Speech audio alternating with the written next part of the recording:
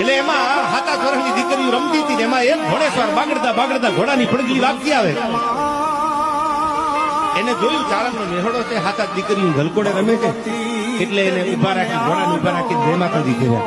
સામેથી અવાજ આવ્યો જય માતાજી. બીજી દીકરી બોલી જય માતાજી, ત્રીજી દીકરી બોલી જય માતાજી, 6 દીકરીઓ બોલી, પણ 7મી દીકરી આમ ટગર ટગર ટગર સામું જોઈ રહેલી, જવાબ ન આપ્યો. એટલે ઘોડામાંથી બેઠેલો રાજપૂત એને નક્કી કર્યું કે મારે ક્યાંક જય માતાજી કરવામાં ભૂલ તો નથી. એટલે એને ઘોડાના પેગડામાંથી પગ લીધો અને લાકડી પડે પગમાં પડીને એટલું કીધું કે જય માતાજી. તેથી 7 વર્ષની દીકરી સાંભળજો, મઠમાં બેસી તેની વાત કરું તમને. 7 વર્ષની દીકરી માથે હાથ મૂકીને એટલું કીધું તું કે હવે મન ઘોડાને હાંકવા, તારા ઘોડાના ડાબલે જો 1800 પાદર નો આપું તો ખોડિયાર બોલી ન બોલી થવા પાદરમાં.